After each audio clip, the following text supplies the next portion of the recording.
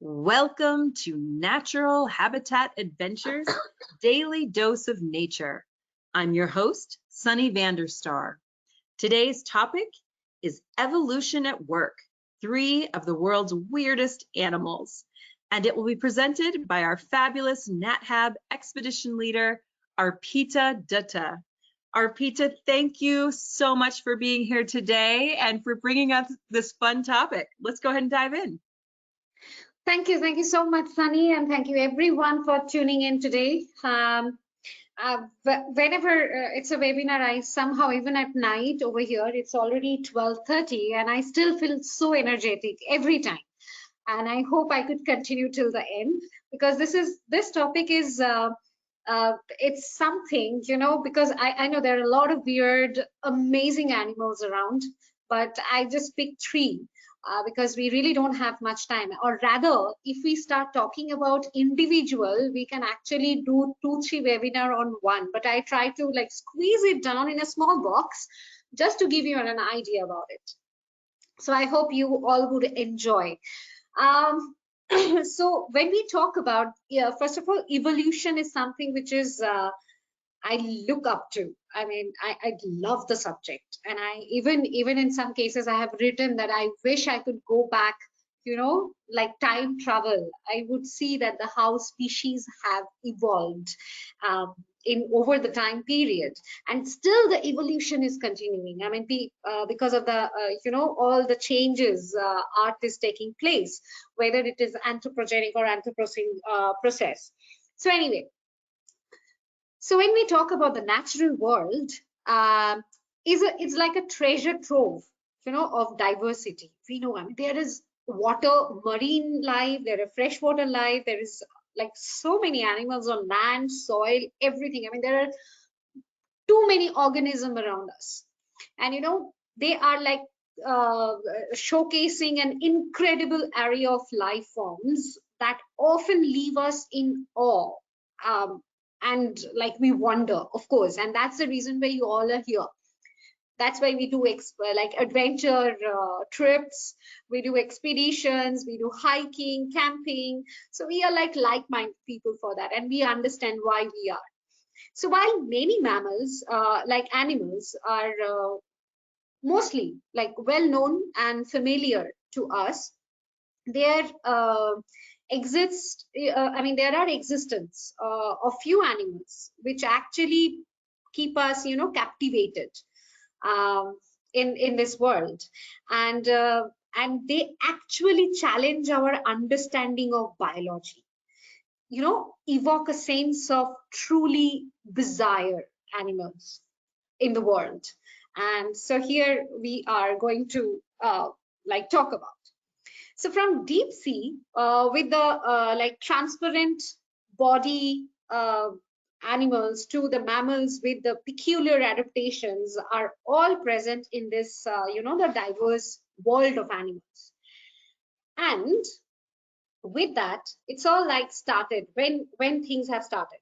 So the life on Earth is thought to be originated 3.5 to 4 billion years ago, in the form of simple single-celled microorganism. And around 575, in between 575 to 541 million years ago, the multicellular organism, which are more complex, has originated. And this is the period where it's called the Cambrian explosion, or it is also called the biological Big Bang, because a lot of the species evolution started from this complex multicellular organism in different shapes, sizes, and different ways. So the Cambrian explosion was followed by a period adaptive to it's a radiation, during which these early animal group diverse into numerous species. And also we got our ecological niches, right? So it didn't stop there, of course, as we know that evolution is still happening. So it's still there. And today we are going to talk about only 3. The first one of our 3 weirdest, I would I would like to start with the most iconic animal, which is the dark-billed platypus. So we mostly know that right now we know that they are from Australia. And when I talk about, every time I think of Australia or when I talk about Australia, I always feel that it can be a different world because of so many different types of species which doesn't resemble to any other animals which are found in elsewhere. So it's a very important landmass, and I'm so happy that NHA has combined even the the South and the Eastern Australia together. Now there is a big trip, so once you go, you just complete that. I am really looking forward to it, that I might, like, someday I might join there, because it will be an incredible one. So when we talk about that, it's the monotremes. The monotremes diverge from other mammals about 166 million years ago. So today, the platypus is one of the most evolutionary distinct animal on Earth, and also it is called the living fossil. Aquatically adapted, platypus like monotremes, like, probably evolved, I mean the science say it's probably evolved from more generalized terrestrial monotremes. And now, as this animal, they are the only living monotremes which are laying eggs, and the thing is that they are very distinct from the family. So the first occurrence in the fossil record in form about, like, in the form when they got it, it's like 110 million years ago in the early Cretaceous period, where Australia was connected to South America. So platypus were found in South America as well. And these two landmasses were connected with Antarctica. So you can imagine how the landmass was, and from where, I mean, the evolution of these animals from that stage. But that time they were bigger, or they were retaining those teeth, the jawline, which is missing from nowadays platypus. So the platypus family tree has been, like, it's very difficult to piece together, because fossils are very rare. Hardly we got any fossils of the whole platypus. And the evolution of platypus is a remarkable story that highlights the complexity and the uniqueness of the species. And we have these fossil evidences where it shows that the ancient monotremes were more diverse than their modern descendant, which is the modern day platypus. And over the time, the monotremes, including platypus, evolved the unique reproductive strategy of laying eggs. And here, with the skeleton, the skeleton of the platypus is heavy and has several similarities to that of the fossil with the modern reptiles. So that's where we know that, where it's like a mixed bag of everything. I mean, we can't just distinctively say that it is like this. So that's the funny part about this unique animal. And with that, it has, though, just forget about this bird thing, because it was a picture I had to take, but it's mostly resembles a lot of things with the reptiles as well as the mammal, because it has this venomous spar. I'll talk about it. And then it's an egg laying, it has the mammary gland. So of course it's lactation is, so that combined together, which looks like that. And of course it has a bill like a duck. So it's a combination of a lot of things. So here I'll talk about the distribution, and especially now distribution. So the it's mostly found, like, in the east coast of Australia to the tropical rainforest of Queensland. Even in Queensland, the tropical rainforest has been given much more priority by WWF as well, because that habitat has to be restored, or that to be protected. Not because of this species, but for a very uniqueness of that habitat itself. And so the platypus occur in the freshwater system, from the tropical rainforest to the lowlands and the plateaus of like far northern Queensland to cold and high altitude of Tasmania and the Australian Alps. So you can see it's a long stretch. But in the western, there are few introduced population, but though it couldn't like happen exactly how the natural habitat were. So, and this kind of habitat, like their feeding areas can be both in slow moving or rapid part of the streams, and also like the water has to be like fresh water when they feed on. I'll tell you why it is there. And there has to be the riverbed has to be a lot of gravels and a coarser bottom, because what they feed on, the vegetations, the crustaceans and some insects, and of course the mosses and everything which is there underwater.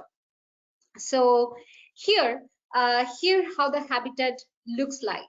See, it's just a little one which is like floating. They are amazing swimmers because they have this webbed toe, and it's like the paddle like tail, and it also it also jumps into the water just like how we human do, like the dive by arching its body. So it actually creates a beautiful ripple like how we do, or the animals which jumps like that. So it's very nice to see them in just in front. It's pretty exciting. Yeah.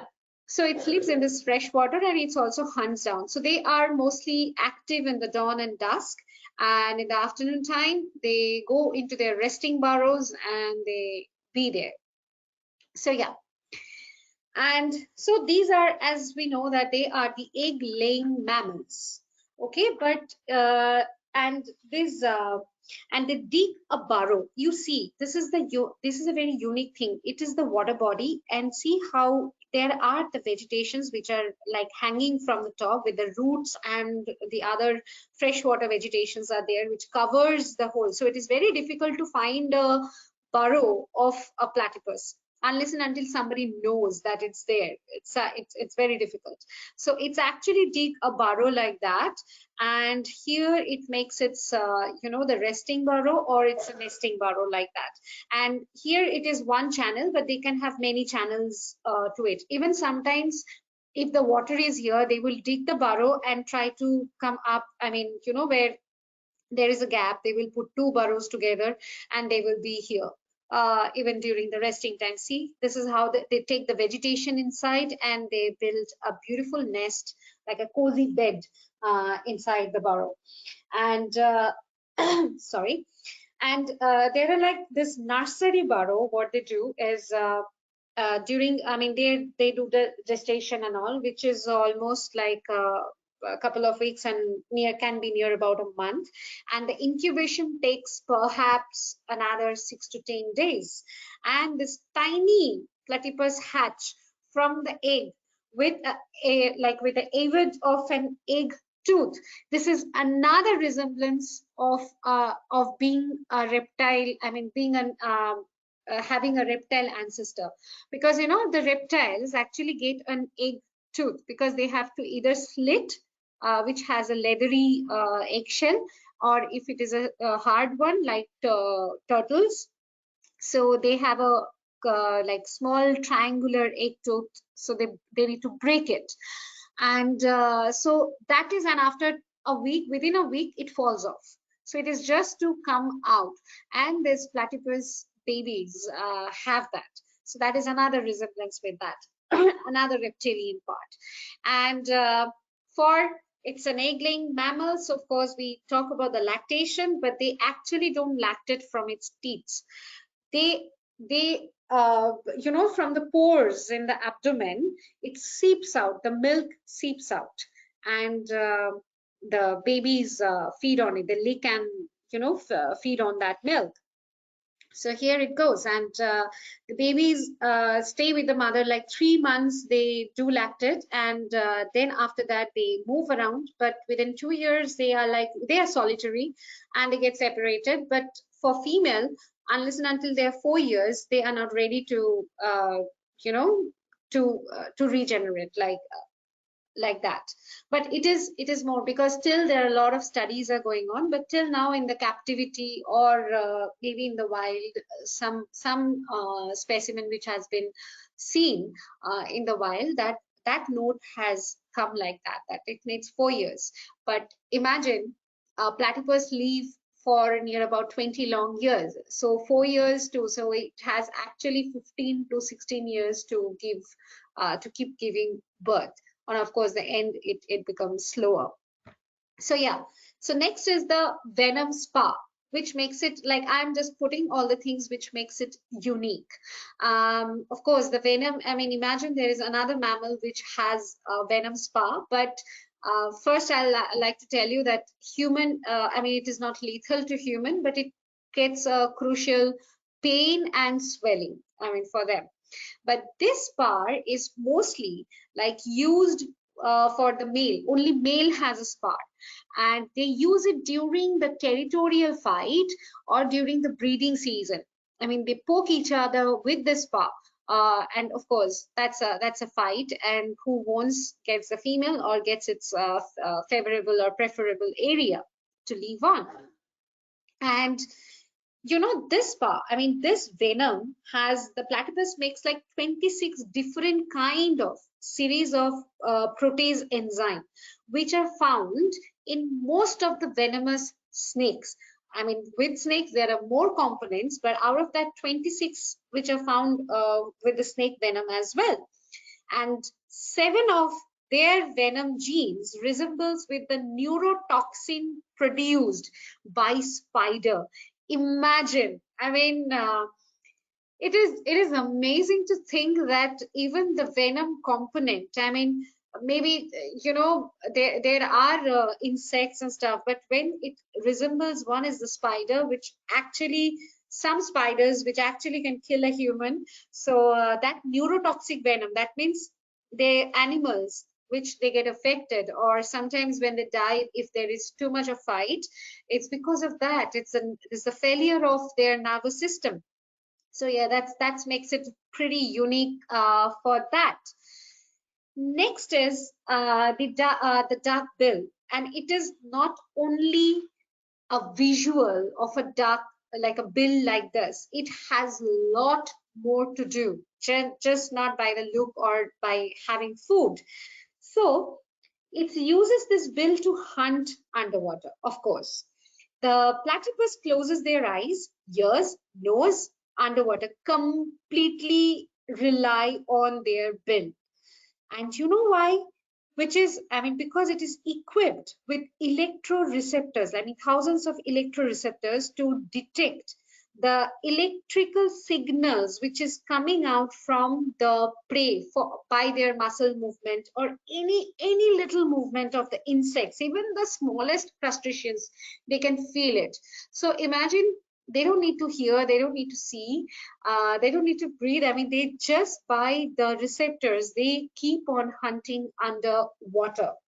So, and they forage mostly in like in the freshwater area. And here, this freshwater actually, you know, they have to, like, sometimes they go towards the marine side, but for feeding, they have to come to the freshwater where the electrical navigation system is, you know, operative.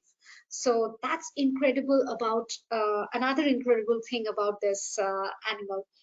And this has this beautiful, iconic, like evolutionary distinct animal. You know, being a mammal, they don't have a true stomach. They act, I mean, instead of that, they have a gizzard like structure which grind their food. Imagine, I mean, being a mammal, it is so different. Even you cannot call it a reptile, even you cannot call it a bird, but it's incredibly like mixed together, and it's just moving right in front of our eyes. I mean, if people who are living in Queensland are really lucky to see it. And it, you know, so platypus occur in the freshwater system. That is another, I think, the uniqueness of, you know, because we have seen a lot of evolution in the marine creature has gone really high. Even we can't, where we can't even think of. But in the freshwater, this diversity, it's I think top notch. And this unique combination of characteristics, including its egg-laying, venomous power, duck-billed, and semi-aquatic life, makes it one of the most intriguing and iconic animal in the world. I mean, to me, it is. Let me know if you have any other animal in your mind which can be this unique. Okay, so saying bye to platypus, because there are so many things to talk about this particular little animal. But let's move on to something more interesting. And as I mentioned, that the marine life, it's still like we know hardly we know about the marine life now. So, but that makes it so different or difficult for us to know everything about it. But we'll talk about this immortal jellyfish, and it's called the Turritopsis dorni. I mean, that's a Latin name of it, and this has something to do with my imagination. I'll tell you. Even I think you all will get it too. And so first, before that, I'll say jellyfish belong to a phylum called Nidaria, where it includes the coral and the sea anemones as well. And they are like so ancient, existing from like pre-Cambrian period, which is more on like 630 to 541 million years ago. So imagine it's that old. And so this jellyfish is actually capable of reverting completely to a sexually immature stage. I think that makes this one the most unique one, and that's how it got its name, the immortal jellyfish. So it discovered in 1883, exactly 100 years before I was born. And and the thing is, it's been incredible since then. People are like still working on it, because the way the process it does it, if we get the formula, I think the world would look into a very different, we'll get a very different scenario out of it. So it's actually found, or it is there in the Mediterranean Sea. And how it has been like discovered, and especially, I mean, how things proceed. So Christian Sommer, while conducting a research on the population of jellyfish in the Mediterranean Sea, began to see some unusual behavior in some like specimen, and which happened during 1990. So he observed like certain jellyfish seem to have revert back to the juvenile stage after reaching maturity. So that's actually stuck him that something is going on, and a phenomenon that was not documented previously in this jellyfish. And after like close observation, he got the transdifferentiation of process. And what is that? So I'll just describe, but in 1996 actually he published a paper, like formally introduced this immortal jellyfish. So before knowing to Turritopsis, we have to know that how the jellyfish life cycle happens. Okay, so it is more like they would have the matured one, they would have a polyp, and then they they will have a polyp in the stalk, and slowly it will grow, and like ephedra and the young adult and the medusa. So they have mostly the two stage. One is the polyp stage and the medusa stage. In between, there would be few like maturity and the tentacles growing and all these things keeps on happening. Okay. So here, what is this transdifferentiation process, right? So normal like hydroid life cycle is this, and what this jellyfish does is, this process triggers when there is like stress, scarcity of food, if they get injured, anything like where they feel that okay, this is not this is not safe, or this is not happening right, and they can actually convert or transform them into that budding stage. I mean, imagine right now at my age, I'm thinking, oh, this is not happening. I mean, I should have done this. And now I said that, okay, 10 years back or 12, 20 years back, I want to get back so that I can, I can redo things, or I can put more pressure on something which I really wanted to do. So this is what my imagination was even when I was a kid, that when I was growing up, then I feel, oh no, I should have been, like this. I should get back to this. I think most of us would have the same thing. I wish I could get back to our, younger life. So those things are there. So this jellyfish actually does that. So first, what happens is the cellular reorganization happens. So the jellyfish begins to reorganize its cells, and it reverts its adult cell, which have like specialized into various cell types. When you grow up, of course, there are more characteristic to this cells, and then they back to more undifferentiated state, and where the cell loses its specialized functions and characteristic. I mean, it's not by the size, it's actually entirely change its body or the structure of the cells itself. And with that, this formation of new polyp, and so this is the polyp over here, see, and this formation of the new polyp is complete.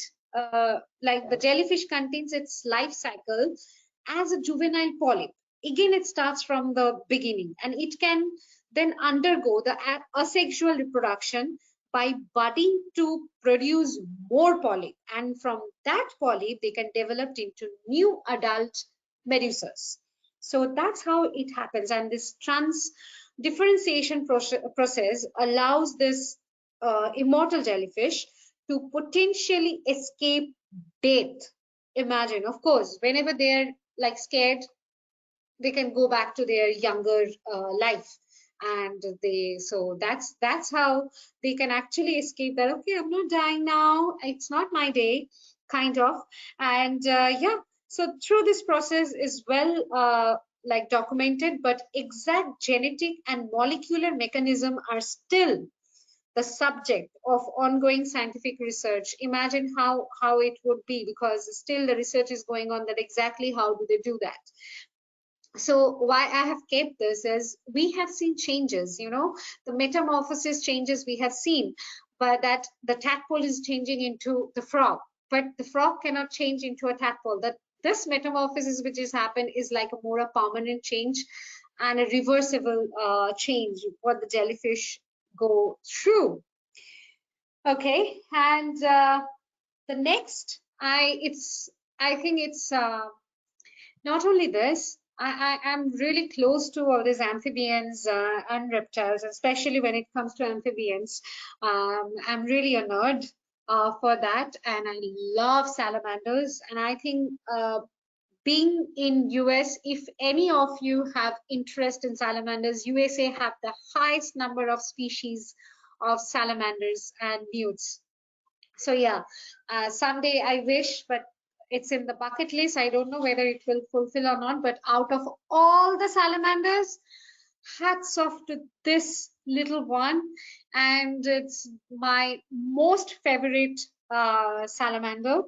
And so this is known as the axolotl, and of course this is also known as the regeneration master.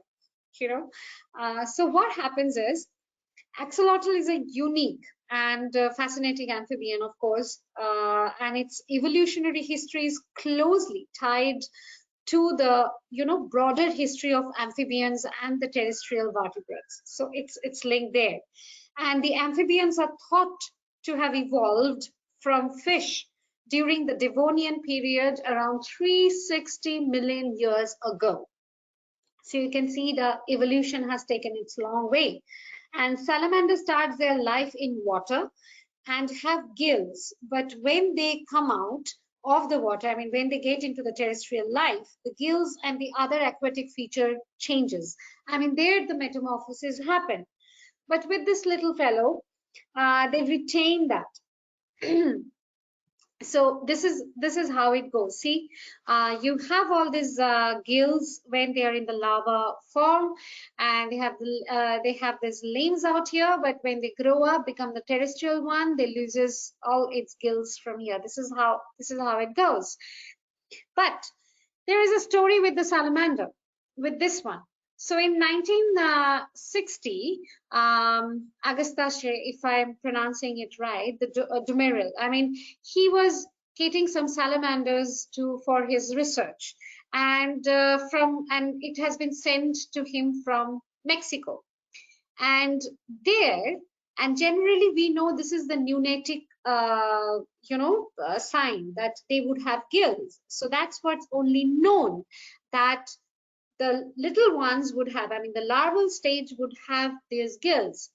But when he got shipped in France, he got the ship from Mexico, he has seen that they have regenerated, and it was a very questioning thing, that how, because I mean, when they're in a neonatic stage, they are not sexually matured, then how come they can regenerate in that box?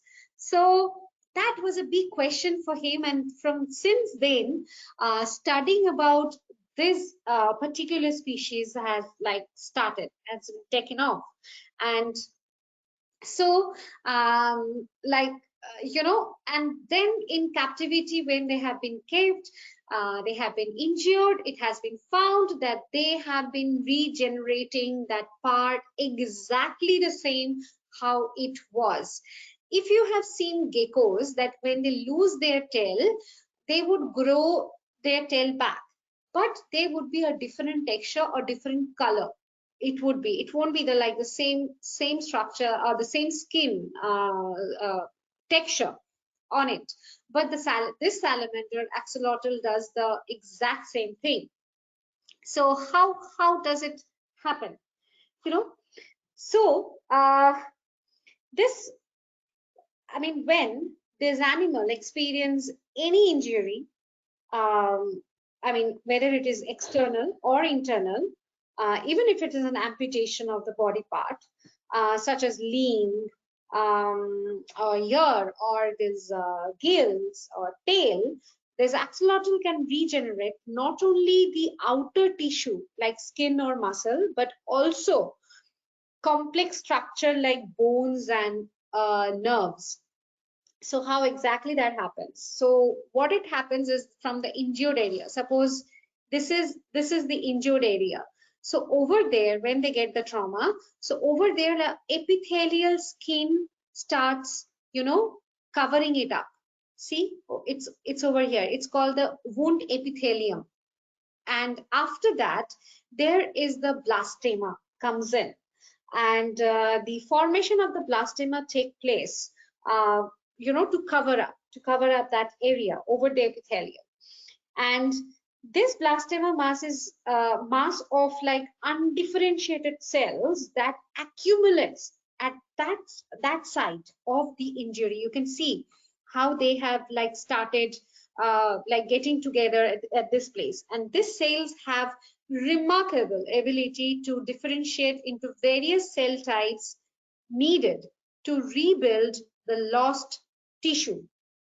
So and this blastema holds the key to regeneration, or the de-differentiate cell. So how it happens is, as the blastema forms, it follows a specific pattern to regenerate the lost tissue accurately. And this pattern is guided by the positional, the information which is stored in the remaining tissue near the injury site. Suppose it got, I'll just go back. Suppose it got a cut over here, but there are few tissues which would be remaining out here, right? Which is they have the coding of that place. And so this blastema actually can get those coding and then regenerate by using that formula given by those tissues, and they can create the full form of the lost appendages of the, or the lost area of the animal.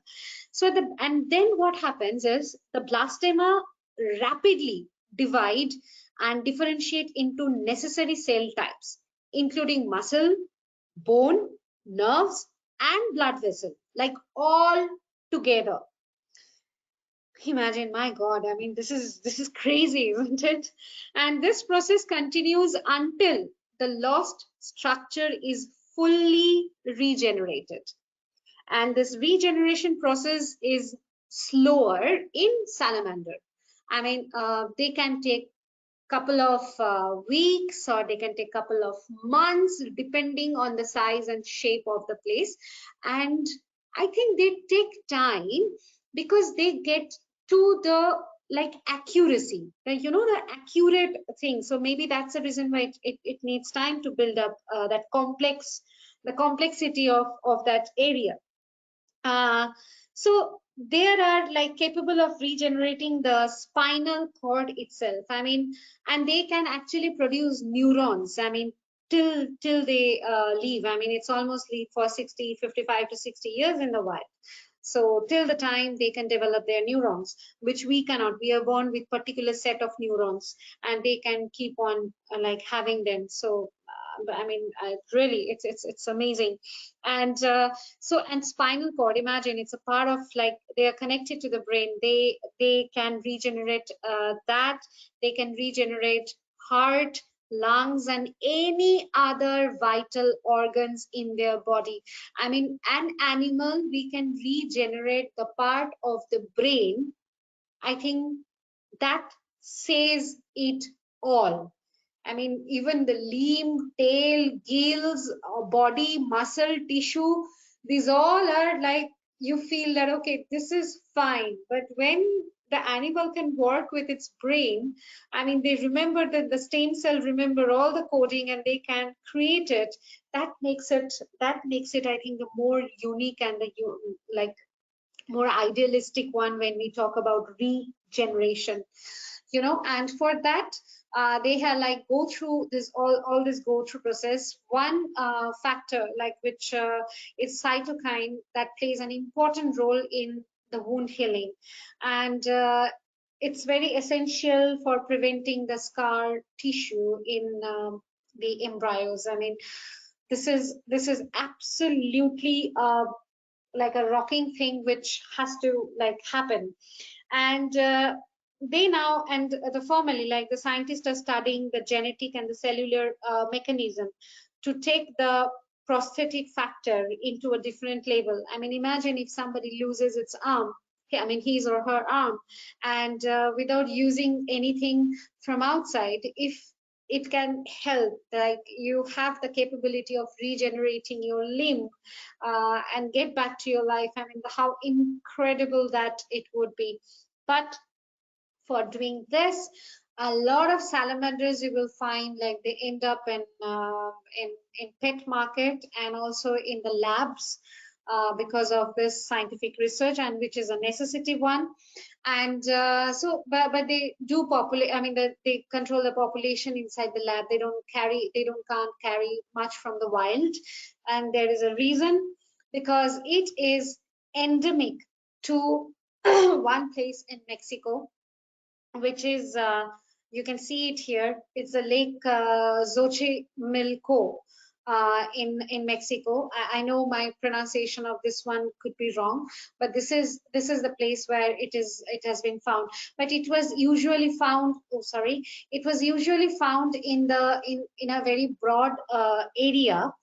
But because of human encroachment, the the habitat, I mean, of course, of the population, and this thing is growing highly urbanization, their population is really narrowing it down, and it is getting restricted to those areas. So of course it is a threatened species, and it's hardly like we know that it could be like gone in another maybe few years. So of course, if anybody stays near Mexico, or if you are visiting Mexico, do visit this lake and try to see that if you really get to see this beautiful, amazing regenerating master out there or not. So yeah, this is all about. I know we do have time, but this is I think this is all about our three weird animals, like the one which is a mixed bag of a lot of animals together because of its evolution and the diverse of this all like the diverse of all the animals which has happened long back and which is still carrying with it like every like part of every animals with it. And then we have this immortal jellyfish which can anytime go back to their juvenile stage and they can escape death. And then we have this regenerative master, which is the axolotl. It stays in its neonatic stage. It doesn't come out of the water, and it can regenerate its brain. Then the rest of the part of the body is just things. I think this is all about for today, and I'm really happy to share. But I hope you liked it. And Sunny, I'm ready to take up questions. Thank you so much, Arpita. Absolutely fascinating. Before we start, sorry, I would like to tell everyone I'm like quite surprised at how I could finish it so early. Because every time I struggle with time, that oh my God, only 1 minute left. I have to keep something for the question answer. But it is very surprising that it finished so early. So I'm glad today that at least I'll have good talk with all the viewers. Yes, Sunny, sorry. No, I appreciate that we have time for lots of questions because there are already many generated. But I just want to remind everyone that they can submit questions via the questions field in the control panel. Do you know if a platypus is endangered or threatened? Yeah, it is. It is an endangered species. So yes. Okay. How deep in the water is the immortal jellyfish found when it's mature? Wait. I'm just getting back. Wait, I have to look. I'll just right away. You get me the next questions and okay, sounds good. Let's see. This is just a comment, but one of our viewers did field work in Wyoming at a site where the tiger salamanders were neotenous, that is breeding in the larval form. As I recall, if iodine was increased in the water, they would complete metamorphosis to the non-aquatic adult form. Just an interesting comment. Anything you want to Actually, it's thank you for coming up with the points, because this is a less time to describe it. The thing is for the salamander especially, and it will be really nice if you can send me some more important notes on it. But when we talk about amphibians, they themselves go through a lot of transformations or metamorphosis. Even it has been, I know, if he or she agrees to it, that even it's been seen that even the neonatic stage, when they're more close to the water, but even it is seen that if they're out from the water for a longer period of time, they can change their body structure. That is there. And also there are salamanders which actually continue their stage depending on the habitat. So I think scientists are working on that, like how the evolution is happening so fast with this salamanders species. Fascinating. This person says they don't want axolotls to be harmed in research, but are they being studied to regenerate body parts in other animals? Not in other animals. It's mostly people are working for the human medical requirement. And this population generation is happening inside the lab itself. I mean, mostly because right now in the wild, there is not that population from where the scientists can take them and, use it for research. So it's now been breeded, I mean, in captivity. Mm. This is an interesting question because it's come up in our house a few times from my kids, but is it okay to keep a pet axolotl? What is your opinion about that, ecologically speaking? So logically speaking, I would say that because no matter whichever pets are from the wild, which are not being domesticated, like cats, dogs, and the bovidians and etc., everything from the wild, when we think about it a pet, then of course the demand from the wild also increases. Okay, but these axolotls, which you see, this a little yellowish or pinkish or whitish axolotl, they are all breeded in captivity. So they will end up into in the pet trade itself. So if you really want to keep an axolotl, they are like very hassle-free amphibians. They just eat and they can't even see properly. So you just give food, they can actually have food from your hand, and you can keep it. Just you need to keep changing your water and the size of your aquarium. Interesting. I might have to give in then. Has NatHav considered having a trip to the lake in Mexico where the axolotls live? Do you know of any trips? Yes. Where our Australia trips, which is there, no? If you don't mind, you can check with that. We have 2 itineraries for the Australia trip, and now there is a combined itinerary as well. You can get all the detail in the website. Great. If you want, I think I can send also, if I know the I mean, I'll see the question from whom it came, so I can send you the link and everything, so you will get a better detail out there. That would be great. Thank you. Yeah, and let me tell you, last season, even in this year, Mike was there, and they have actually come across, there are a couple of sightings. I mean, there were back-to-back trips, and they have come across a couple of sightings of platypus in the wild. How amazing that would be, right?